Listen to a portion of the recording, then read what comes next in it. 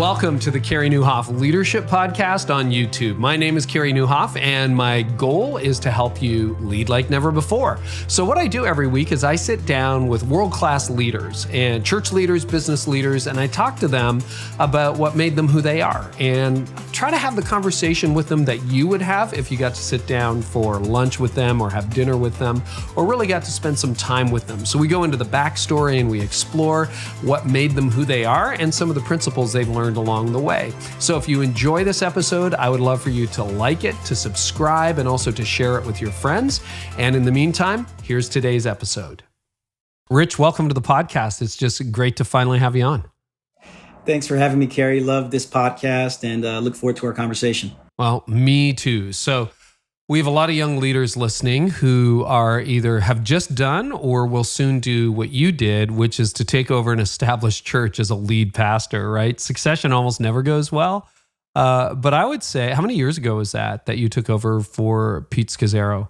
It'll be 7 years this October. So October 6th will be 7 years. Wow. And look, you're still alive, you're breathing, you have a smile on your face. Like, it went okay, didn't it, so far?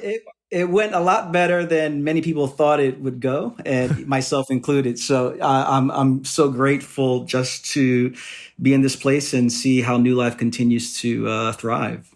Yeah. And how old were you, if you don't mind me asking, when you took over? Yeah, I'm 41, so I was 34 when I officially took over. But behind the scenes, I was leading the church for a year and a half prior to that. So I was in the role functionally at about 32, 33, wow. And then took over at 34. And Pete had been there for how long as senior? 26 years. Yeah, exactly. So long legacy. Was he the founding pastor? He was. 1987. He founded the church with his wife and a couple of other people, and his story is well documented. But he's the one who started it. Yeah. So this is really fascinating because generally speaking, succession is not going well. So I'd love to start here. Take us through some principles, because this is going to be the story in the next decade, right? The average senior pastor is 57. So they're going to be handing off to people at your age and stage. So what happened that went well? And then what are some bumps that you're like, you know what, if Pete and I could do that over again, we'd redo that? So many things come to mind. I think the first thing that made the transition and succession a success was Pete's maturity. Yeah.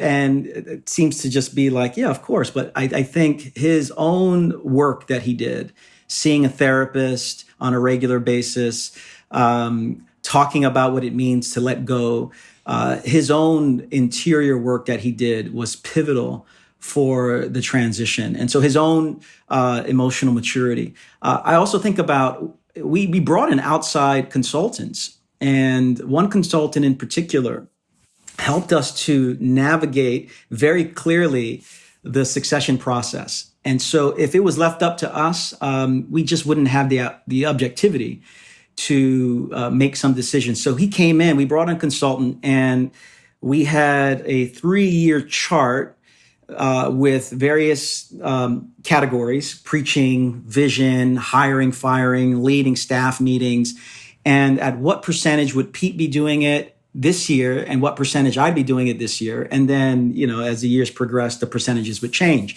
That outside counsel was so important. And then having a strong elder board to help us continue moving that forward, to keep us accountable to that process and to that time frame, that was incredibly important. It was a slow process, Carey. So, I had a year and a half behind the scenes where I was being tested to see, can I lead in this capacity? And so it was very thoughtful, slow. The entire process from beginning to end was about 4.5 years. So from the first time he said to the elders, hey, I sense God calling me to step out of this role. And Pete would then remain, which is also a unique thing. Usually pastors leave. Yeah. I'm in that same process where I'm still around. Yeah. So he stayed, but it was a 4-year process. and it was slow, it was thoughtful. And after it happened, what also made the transition helpful was the clear job descriptions. I mean, it was crystal clear. What would Pete be doing? What would Pete not be doing?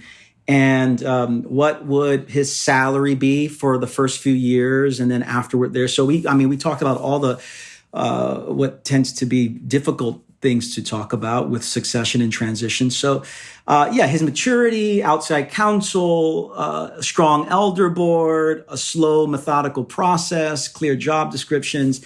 I think all of those things contributed to a really healthy succession.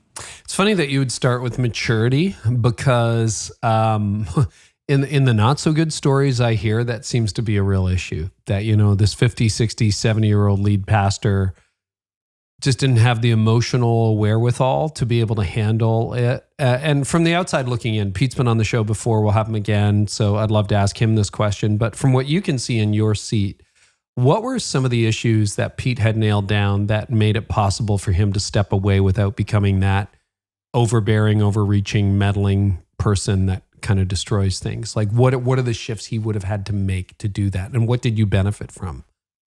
I think the first shift was moving away from New Life being personality driven. And I don't think we had a high personality, but when you have a strong leader like Pete, who is a very strong presence, I mean, you just gravitate towards that personality driven kind of model. But what Pete would do regularly, beyond just sharing the pulpit and preaching and taking a month off every summer and having sabbaticals where he went away for 3 to 4 months and the church had to exist without him.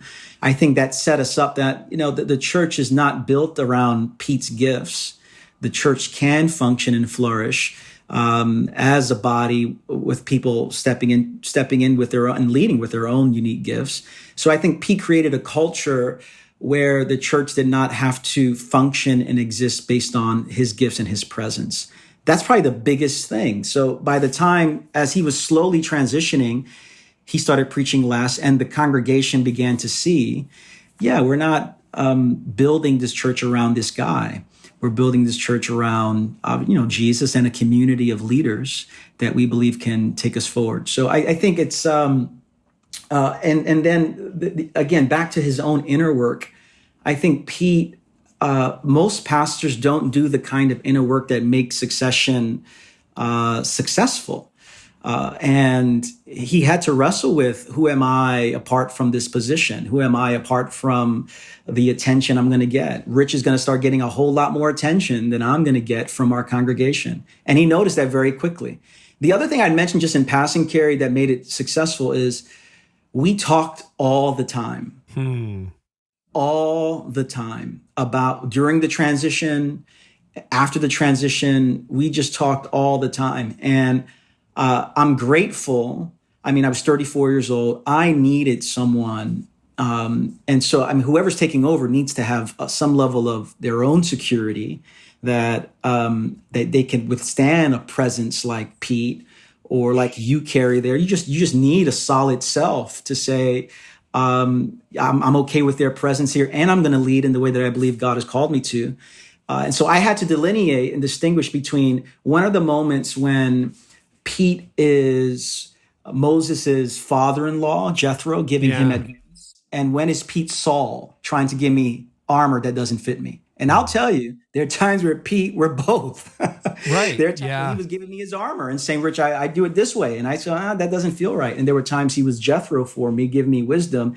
I had to do the hard work of trying to distinguish, is this Saul or is this Jethro? In the best way possible there. So, those are some things that that's really, really, really helpful. And it seems like might be some parallels between your process and what Jeff Brody and I went through at Connexus, which is interesting. But what made you say yes? And because we're all a little insecure, I think deep down, at least I am, what gave you the security to be able to say, I'm going to step into these big shoes, founder, well-known, national profile, and local church, but I'll step into that. Like, what was your own emotional process like in that?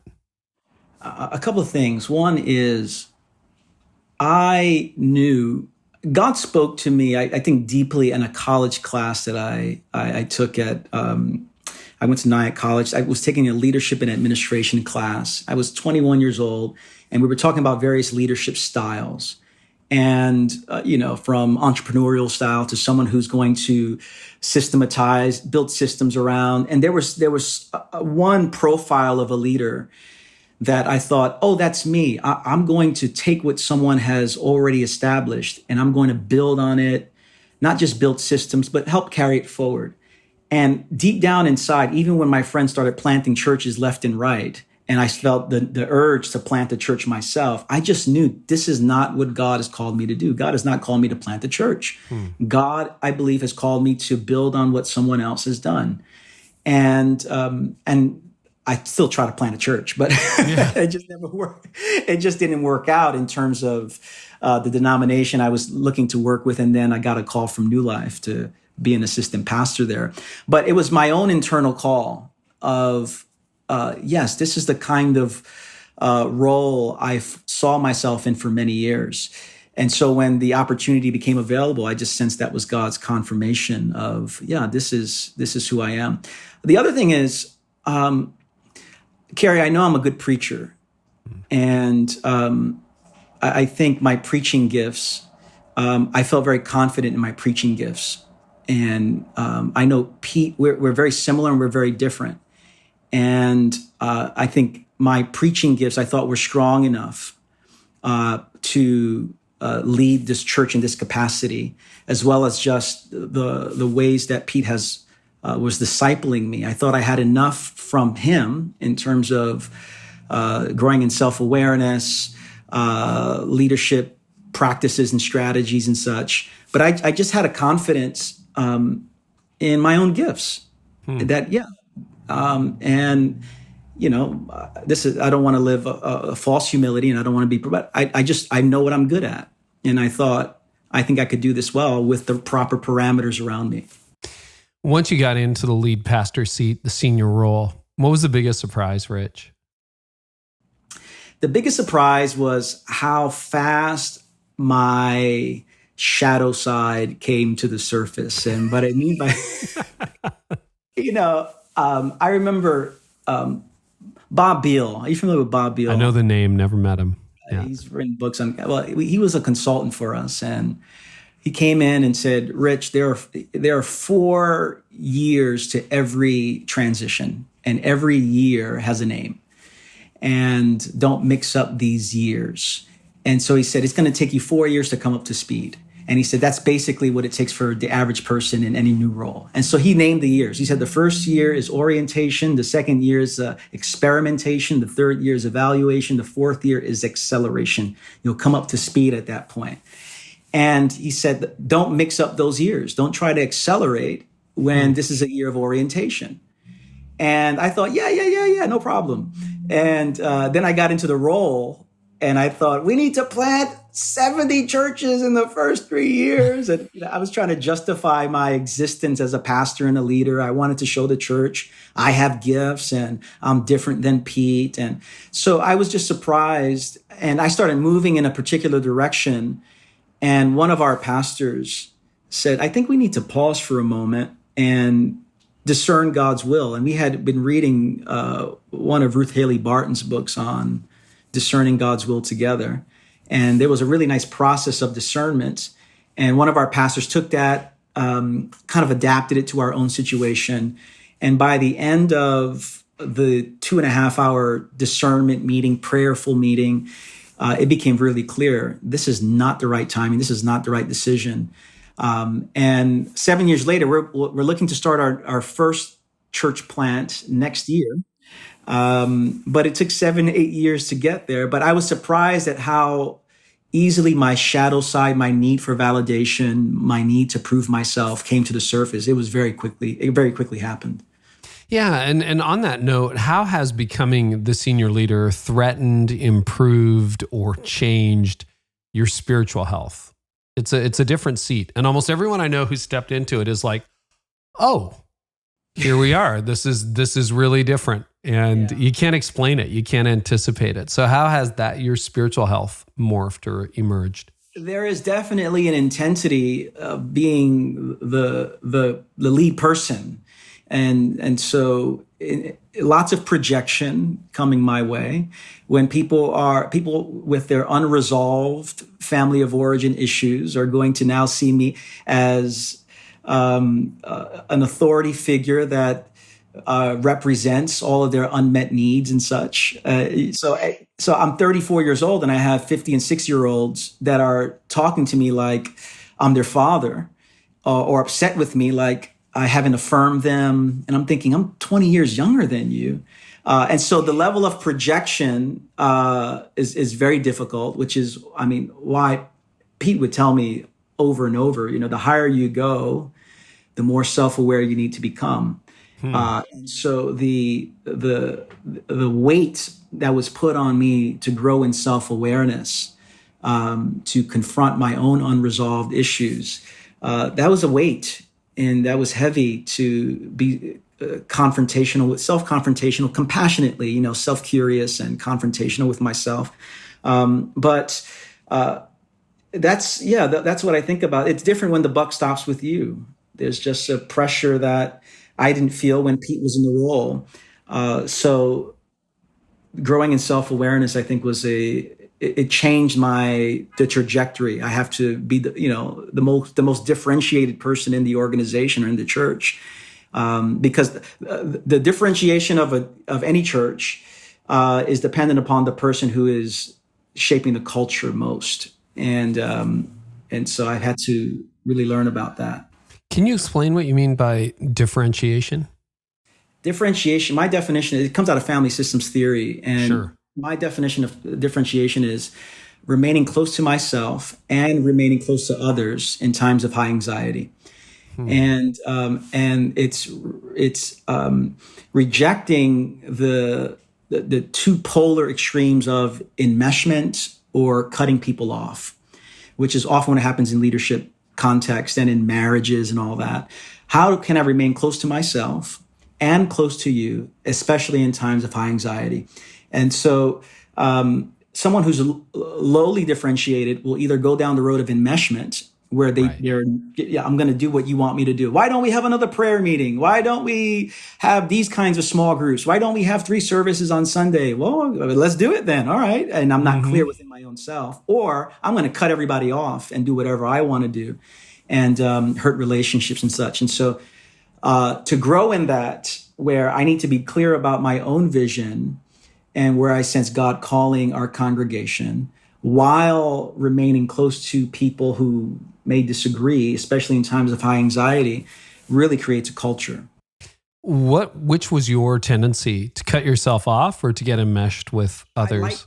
I want to be liked too much. So enmeshment, I want everyone to like me, Carey. So, which is why during this time of COVID, when I'm making decisions not everyone's happy with. And so that's been particularly challenging for me because I want everyone to like me. So the gravitational pull for me is to go towards enmeshment as opposed to cutting people off. So how do you work through that? I mean, you're reading the mail of a lot of leaders listening right now. They're like, I want to be popular. And I think having worked with a lot of people who are the successors like yourself to founding or longtime pastors, legacy pastors, or legacy leaders, even in business, I think there's an even deeper desire for approval because the founder was seen to be so approved and esteemed or whatever. And I promise you, after a few years, they forget about you. I can vouch for that. But, that's not the perception. So what would you say? How did you overcome that? Or how are you overcoming? I realize it's not complete. We all struggle with that stuff. Yeah, it's a journey I think I'll be on for a while. I think part of it is I have rhythms of therapy. Number one, just back to that self-awareness piece where I need multiple people in my life to help me navigate the interior world. And so I have a leadership coach, I have a therapist, I have seasonal spiritual direction. And I need all these things to help me grow in greater self-awareness, name the shadow parts of the dark sides of my own soul. And I just know left to my own devices, I'm going to lead in a way that is going to be hurtful either to myself or to others. So I just know I need a lot of help from the outside. Well, you got a brand new book called The Deeply Formed Life that probably by the time this airs will be out. I'm not exactly sure when this is going to air, and it's about spiritual formation. I'd love to start with your critique, because you wouldn't be alone saying perhaps there are some issues with spiritual formation in the Western church or the American church, but I'd love your sort of assessment or critique of Western spirituality as it sits today. Yeah. How long do we have, Carey? Yeah, I know. Let me try to distill some critiques that I've seen. Robert Mulholland, who's written a number of books on spiritual formation, he passed away a couple of years ago. He makes a really powerful distinction in one of his books where he says that we can either be in the world for God or in God for the world. We can be in the world for God or in God for the world. To be in the world for God is what the typical discipleship expression looks like. We have our banners, we have our issues, we have our things that we think God is concerned about. And of course, God is most passionate about what I'm most passionate about. So I wave my particular banner to see a particular issue addressed, which is what drives much of the church with regard to politics and such. And so it becomes issue generated. We are formed by particular issues. That's being in the world for God, and we bring what we think is important to God. But to be in God for the world begins at a different place. It begins with our being with God. Out of which now we want to be a presence of God in the world. And so I think that little statement from Dr. Mulholland really gets at it. Moreover, when I think about what's going on in spiritual formation, my critiques of it in the Western world, and the spaces I inhabit are often, evangelical, Pentecostal, charismatic context in which and increase, and mainline context as well. Just so I'm in many different spaces, and spiritual formation is often seen either as right thinking, right experiences, or right action. And so it's, in the evangelical, get the right doctrine right and you'll be okay. Or in the Pentecostal charismatic tradition, it's get the right experiences and you'll be okay. Or in more progressive, mission-driven church context, it's, right action, it's justice and mercy. Get that right. And so for me, it's discipleship and formation has been so compartmentalized that we are, working for justice, but our souls are compromised. Or we are having right experiences, but we're still not loving well.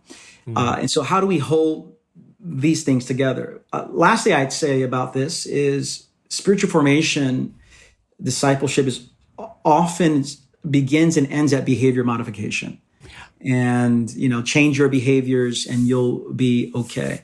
Which is why at New Life, our church logo is an iceberg. We're in Queens, but hey, it's an iceberg. And it's the image of Jesus wants to transform more than what you see above the surface. Your idols, your fears, the deeply ingrained family of origin scripts that have shaped the way we live in the world. God wants to get at those things. And so we want to move beyond behavior modification into deep transformation. So those are some of the things that I think about with a spiritual formation that doesn't help people, but actually does harm.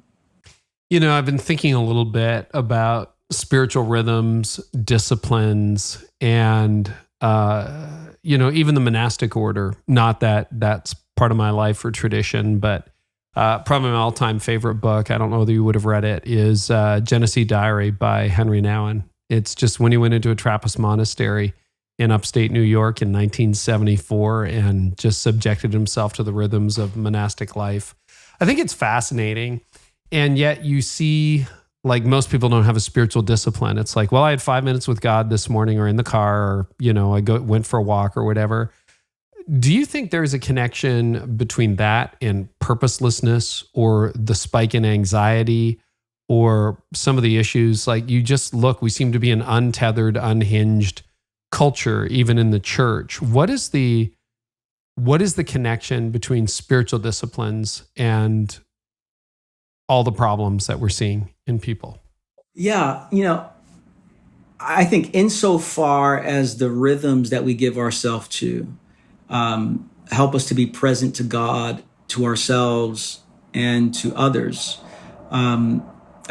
insofar as that's the truth, we will live with a greater sense of peace, purposefulness, a life of meaning and such. But I do think because we have been so discipled by a culture of speed, we live in a scrolling, skimming, fast-paced culture. And I do think there's significant correlations between the pace of our lives and the anxiety that we feel. And so I think rhythms, not every person does not need to be practicing every single spiritual rhythm and such, but I do think to the degree that for me, spiritual rhythms are opening ourselves up to God.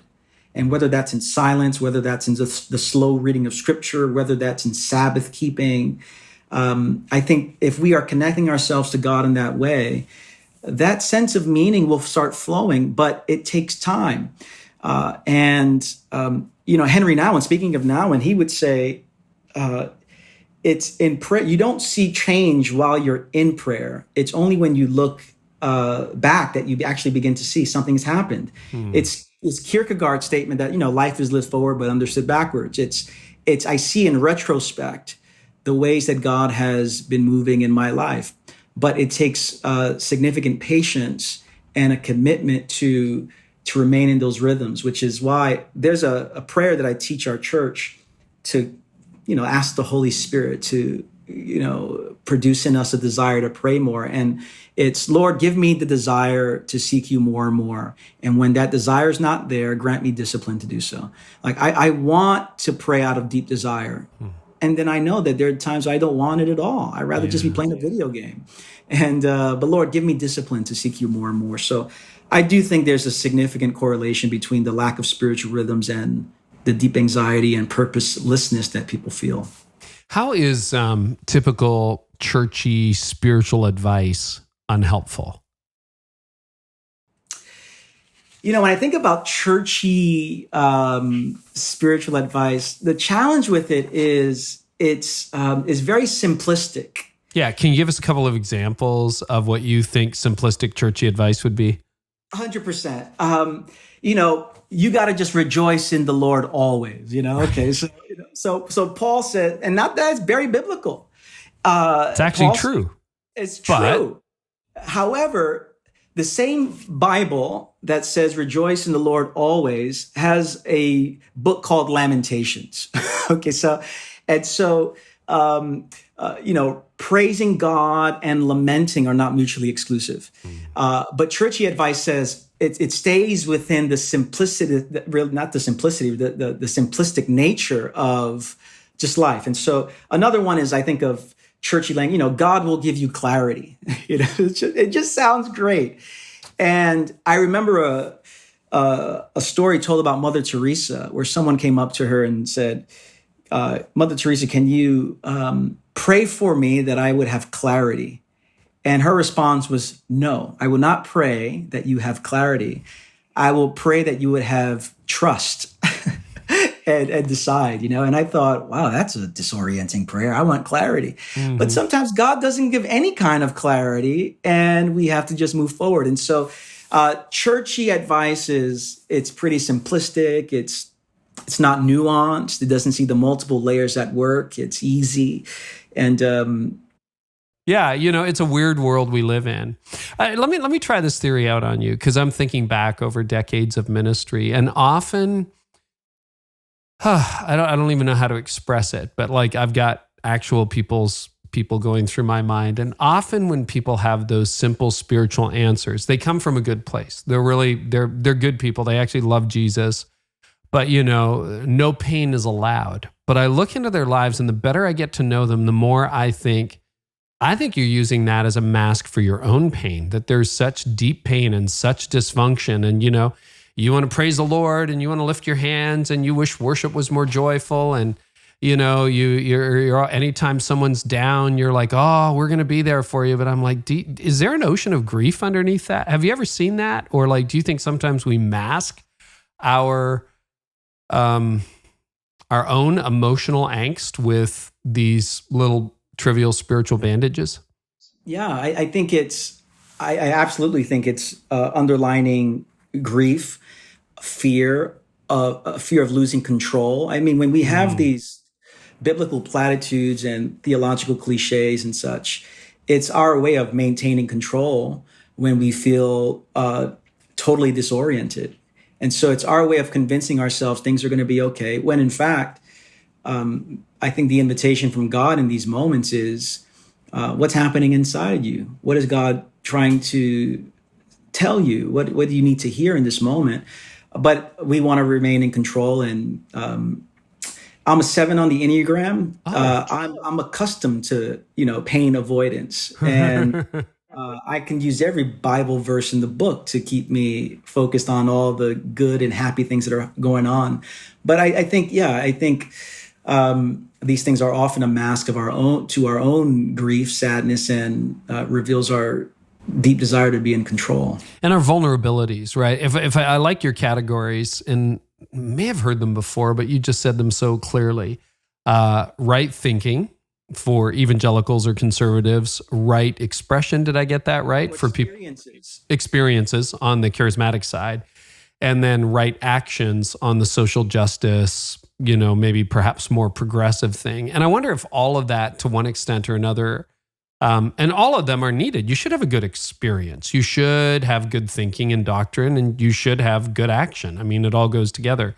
But I wonder when they get to become part of, that aspect becomes the whole, whether that in fact, my certainty is a mask for the uncertainty I feel, or my experience and constant comfort is a mask for the discomfort I feel. I don't know. Any other thoughts on that? Maybe that's a dead thing, but you've got me thinking. I think we often use God to run from God, and we use God to run from ourselves. And I think these are the various ways that we do that. To be in relationship with God is to confront ourselves. This is Isaiah in chapter 6. He's the holiness of God is in the temple, and he goes, "Woe is me." Any genuine encounter with God is going to lead to an encounter with ourselves. But that's hard. That's a hard path that most of us, myself included, have a difficulty wanting to go through. Well, so deconversion stories have become almost the norm in the last few decades, where, prominent people, whether that's pastors, musicians, and then just probably millions, sadly, of Christians who are like, yeah, I'm just kind of out on this. Is there a link between the deconversions we're seeing and a lack of spiritual formation, the spiritual poverty? The deconversions, Carey? I meant deconversions. I know the question I sent you said reconversions. That was a flip. That idea that I'm walking away from my faith, the college student who never comes back, the 35-year-old who got divorced and just kind of slipped away from the church, the deconversion stories where people are just gone. Yeah. And the connection between that and spiritual formation. I'm just wondering, if you're there for 3 songs and a message, and you're just kind of, participating, and the faith never really got formed in you. Yeah. I thought you said deacon, first of all. Oh, Carey. deconversion. Must be my Canadian accent. What do deacons have to do with this? So I'm sure there have been a few people who deconverted because of a deacon. There must be 3 at least. I can think of a few more than that. But, I do think, this moment in COVID that we're in right now, brings some things to the surface regarding our formation, regarding our ecclesiology. We are learning afresh that church is not an event, it's not an experience, it's not a product. And I think most people have related to church in this way. It's an event, it's a location, it's an experience, it's a product. Yeah. And so I think that's part of it. Our ecclesiology has been underdeveloped for many years. So as a result, if I don't have church, I don't have God in this kind of a way. But I also think the ways that we form people or don't form people have led to the deconversions that you see. Because if you don't have rhythms to sustain you in times of difficulty and hardship, you're going to find other ways to numb your pain, other ways to figure out how to get through whatever you're experiencing. So I do think there's a correlation between it. Okay. One of the interesting quotes from you is that we are formed to believe that God is only in the places and with the people that mirror our belief systems. Can you explain that a little bit? I thought it was very powerful observation. Yeah, I think I include myself in this. I think we live in a self-referential world, and so God is passionate about what I'm passionate about, and so it begins with me, and so if I believe this, God is here. If you don't believe this, God is out. So it's a bounded set, in or out, either or way of. If you vote the way I vote, if you think the way I think, if you believe the way I believe, then God is with you. And otherwise, probably not. And we're seeing it. I mean, we got an election coming up here. I don't know if you're. Don't know if you're aware. I've heard. Yeah. And you have pastors saying, if you don't vote for this person, you are not a Christian. It's just. And I'm thinking, wow, here we are. So it's a filter bubble world. It's a self-referential world. And I think what's happened is we've turned belief systems into gods and to idols. And Stanley Hauerwas would say that in America, we don't believe in God, we believe in belief. And so we create our own categories of what we are most passionate about, and then determine God must be with me and not with those people. And, I think about what, Anne Lamott said, you've made God in your image when God hates all the people you hate. Yeah. And so it's a self-referential way of living in the world, which is not Christian at all, because it sets me at the center of everything. You talk about 3 diets that help you explain our sort of disordered understanding of sexuality and the inherent dangers in each of the diets. Can you talk about that? That's an interesting way of framing sexuality. Yeah, the categorizations of these diets come from Christopher West. Christopher West, he's written a lot on theology of the body, focusing on John Paul II's massive work on sexuality. And his framing of it that I've adapted is that the 3 diets are starvation diet, fast food diet, and the banquet, when we talk about our bodies and talk about sexuality. And the starvation diet is really about seeing our body, seeing our longings, seeing our sexuality as things to be repressed, suppressed. It's so conservative upbringing. Yeah, it's like, ooh, this is bad. You can't. And Carey, how can the church navigate the challenging waters of the LGBTQ plus conversation when Christians, generally speaking, have this view of their own bodies? They can't. I never forgot, Carey. We had an emotionally healthy spirituality leadership conference, and Carey Scazzero got up and she said the word penis and vagina from the stage. You would have thought she cursed someone out because the shock. And I'm thinking, if we can't say terms that are, biologically sanctioned, okay, just to say these things, how are we going to wrestle with some of the larger complexities of sexuality? So the starvation diet is see your longings to be repressed, to be suppressed, to be rejected. It's Jeremiah. the heart is deceitful above all things. Who can know it? And so it's starvation. So your body is bad, basically. Your body is bad. And this comes, it comes out of ancient Gnosticism, which says that the body's bad, the spirit is good. You want to do everything you can to release the spirit from the cage of the body. And this finds itself manifesting all throughout church history. In the 3rd century with Origen, who tradition says castrated himself because he wanted to do away with his sexual urges. St. Augustine, who had a long struggle with sexuality and spirituality and such, to revivalist movements, evangelical purity movements, Pentecostal holiness movements, where the body's bad, the spirit is good. So that's the starvation. And then there's the fast food diet, which if the starvation diet is about repression, the fast food diet is about reduction. And by that, I mean, you are reducing your deepest longings and deepest desires to physical desires. And so I'm going to eat at McDonald's and do whatever I want with my body. And it's the fast food diet. But so it's almost like a hookup culture kind of thing? Hookup culture, no discernment around our bodies, about sexuality. And too much fast food will make you sick. And so it's the polar opposite of that starvation diet. And then there's the banquet. That's the categories that Christopher West offers that I found to be helpful.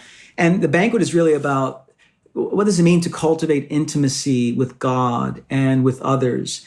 And it doesn't mean that someone's sexually active, or doesn't mean you have to be sexually active to live a full human life. I mean, Jesus was not sexually active. And I mean, the fullness of God, and, you're not going to get more human than Jesus. So the banquet is about communion between God and each other, seeing each other not as people to use, but as people to be in communion with. Oh, that's interesting. And how do you counsel Christians who feel stuck somewhere between fast food and starvation? What do you say to them? Well, it's not easy. I mean, I think part of the formation of our sexuality has to first be about looking to our past and how we've been sexually deformed. And so before we can even talk about how do we move forward today, I think we have to identify, how have you been shaped?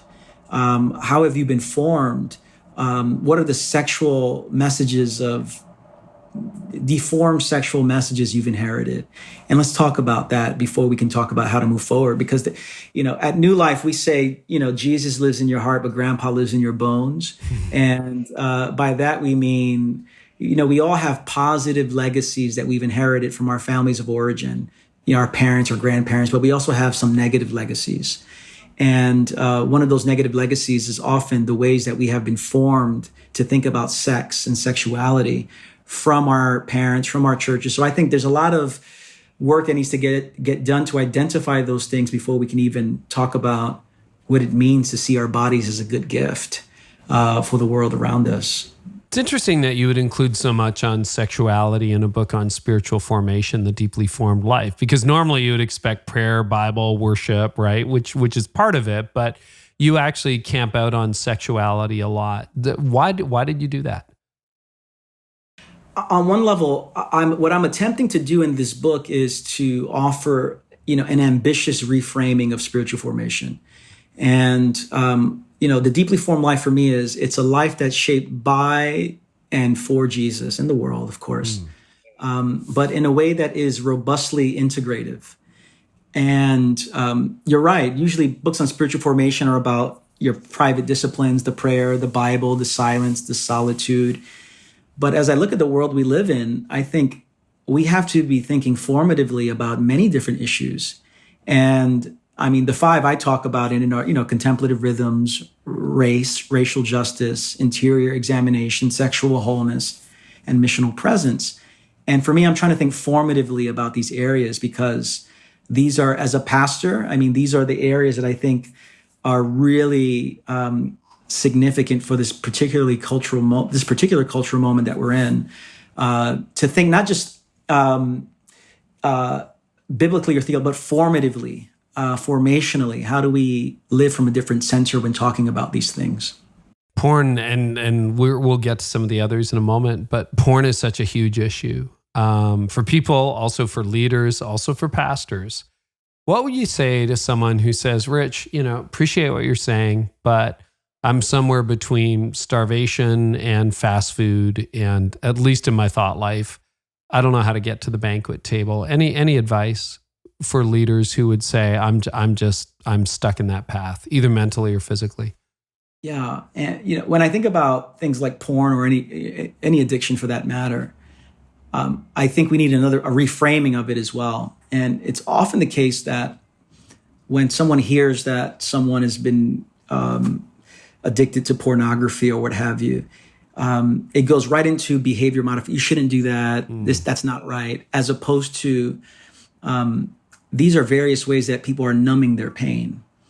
And that's what addiction is. It's a way to self-soothe because I've been experiencing lots of pain and I need to escape this pain. And whether it's with food, whether it's with work, whether it's with sex, pornography, there are some wounds deep within that I'm trying to just soothe. And so when I'd like to counsel people that whenever they encounter someone who's experiencing some form of addiction sexually, instead of saying, stop doing that, I think we should say something along the lines of, wow, you've survived. You figured out how to survive through your pain. But this is not going to help you in the long run. Let's think of something else. I think that's just a different reframing, a more gentle reframing of addiction, as opposed to, moving from right or wrong categories to you're deeply wounded and you're trying to self-soothe, but the self-soothing is actually going to lead you to greater bondage. Let's try something else. Oh, that's a really helpful reframing. I haven't heard that before. Let's talk a little bit about your model for racial justice and reconciliation that you lay out in the Deeply Formed Life. And you minister in a hugely diverse city right out of Queens, New York City. But, it's a particular moment where I think America is waking up to injustice in a way that perhaps hasn't happened in a while. Yeah, when our congregation, we have 75 nations represented, 123 languages spoken at the nearby hospital, and we have folks from all walks of life. And so we have seen, there are moments where I see God working in our church, and there are times where I go, wow, this thing is not working. This diversity thing is not going to work here. But when I think about race, I like to think of it in terms of framework and formation. If we're going to have a good, robust conversation about race, I think we need to address it on at least 6 levels, Carey. I think 6 levels. And here, this is what I think those levels are. I think it's theological, historical, sociological, ecclesiologically, formationally, and politically. If we're going to have a good, robust conversation, what scripture say?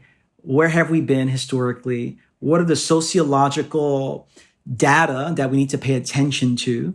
What's the church's response? What kind of life do I need to engage the conversation? And then what does this look like in the public sphere?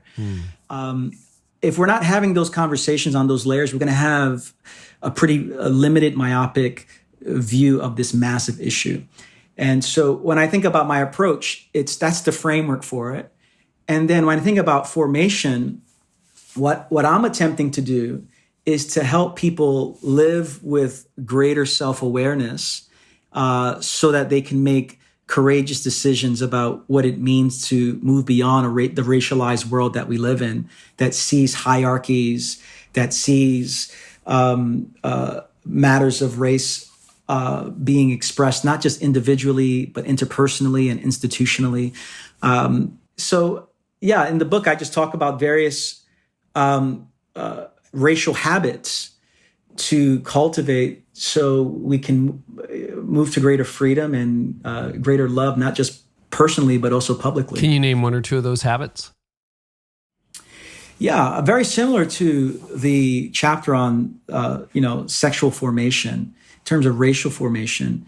How have we been formed by our families of origin? I lead our church in a very interesting exercise, I connect the genogram, which comes out of family system. The genogram comes out of family. The genogram comes out of family systems theory. Think of it as a family tree, but you are helping to make connections in 3 areas. You're trying to identify various patterns from one generation to the next.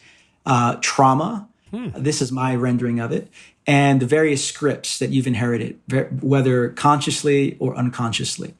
And so when I think about race and I'm trying to help people grow in this area, I want to find out, what are the stories, what are the patterns, what are the scripts that you've inherited, and how is that shaping you today? And so, in our church, we ask very direct questions. How have you been formed to see Black people? How have you been formed to see white people, Asian people, Native American people, Mexican people? What are the stories you've heard about them? Can you name them? And let me tell you, there are times when people in our church, and I've done this in other leadership gatherings, the embarrassment to name, this is what I think about Black people, and this is what my family thought about Black people. Can you name it? Can you confess it? And lots of people have a hard time doing it. But I think to do that leads us down a path of now healing and freedom and vulnerability and honesty. We cannot change what we cannot name. So identifying the ways we've been shaped by, doing our own racial self-examination, I think is really important. I also talk about the habit of remembering. If we're going, we using the genogram as well. I am who I am in large part because I've been formed by a particular family system. My past has much bearing on my present and my future. And if I don't address my past, honestly, I'm going to just perpetuate this from one generation to the next. I think you take that principle and apply it now nationally, racially.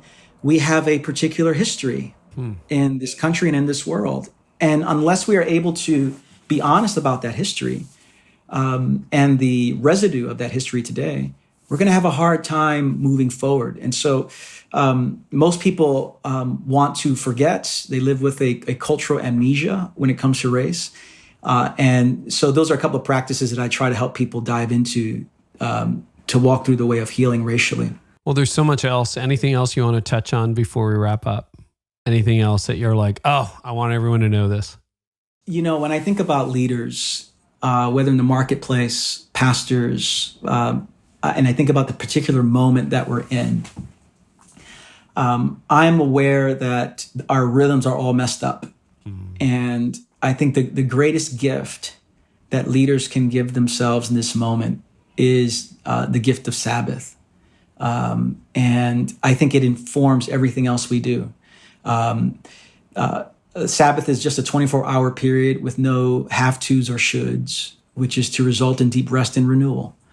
And we live in a society, especially with COVID now, where days blend into the next day. Sometimes I don't know, is it today Monday or is it Thursday? I have no clue. Everything feels the same all the time.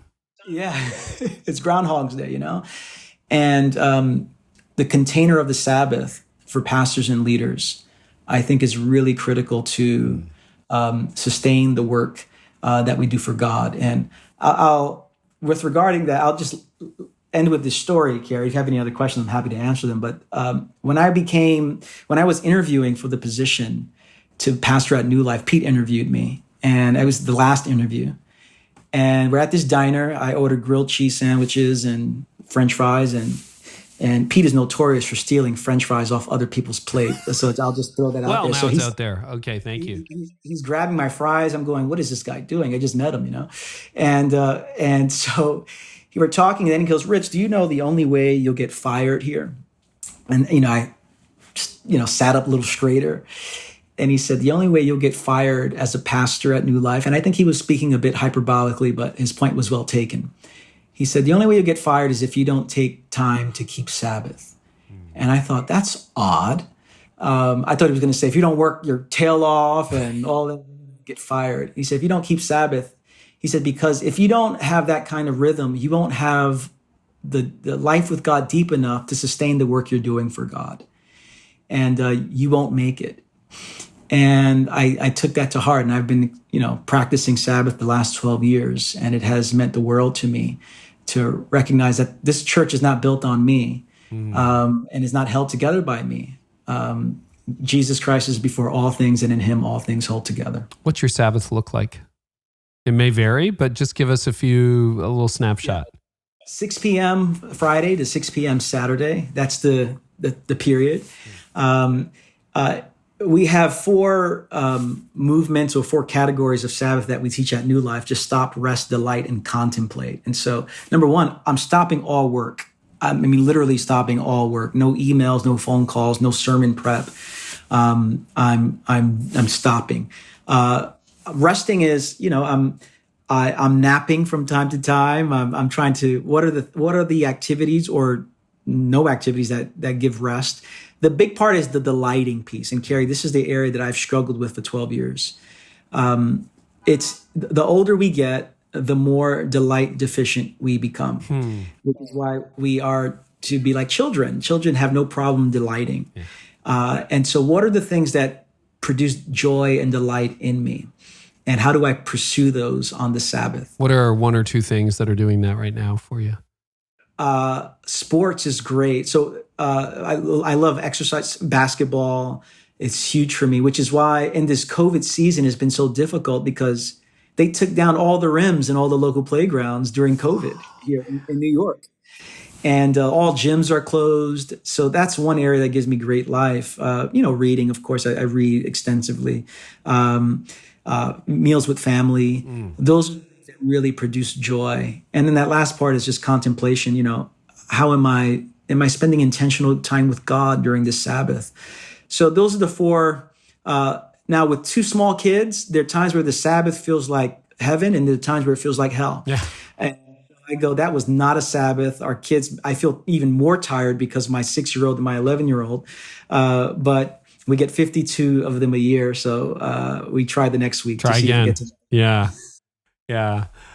Oh, Rich. Okay, I love to ask this question from time to time. What is one question nobody ever asks you that you wish they would ask you? Man, that's such a good question. It's perplexing. Yeah. It could be like trivial or it could be deeply profound. Oh, my goodness. A question that no one asked, that I wish they asked me.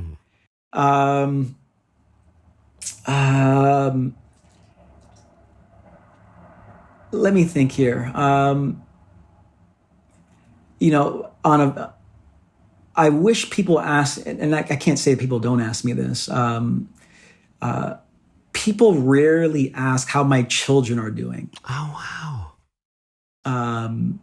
Rarely, if ever. They'll ask how's your wife doing? They don't ask how my children are doing. I'm sure there's others, but Rich, I think that's one. How are your kids doing? They are pretty disoriented because my daughter's she's starting middle school, but she's starting middle school from home. And school's supposed to start September 10th. It's going to be delayed another week. And she just wants to go to different classes in a given day. And so her class, she's going now from the living room to her bedroom. That's the classes she's going to here. So she's really disappointed with that. And we're helping her to grieve that until we can make a change. And so she doesn't want to go to school. And my son Nathan said the other day, 6-year-old, over dinner, I hope my school blows up. And so he doesn't want to go to school at all. So, so how are they doing? One's lamenting and one's very angry that he has to go. It's a good reminder to ask the personal questions. It really is. I love this. Rich, Deeply Formed Life, available everywhere books are sold. And if people want to connect with you, where can they do that? They can go to richvillodas.com. That's one place. And then I'm pretty engaged on Twitter and Instagram. So the same handle at Rich. Yeah, we'll link to everything in the show notes. Rich, it's been a joy. Thank you. Thanks, Carey. This was fun. Well, I hope today's episode was helpful to you. You can always get more by subscribing to my channel. I also have a lot more content over at CareyNieuwhof.com for leaders in business and leaders in churches. And you can get transcripts of this episode there and so much more, plus some other stuff I do for leaders. So head on over there to discover more at CareyNieuwhof.com. And in the meantime, I really hope our time together today has helped you lead like never before.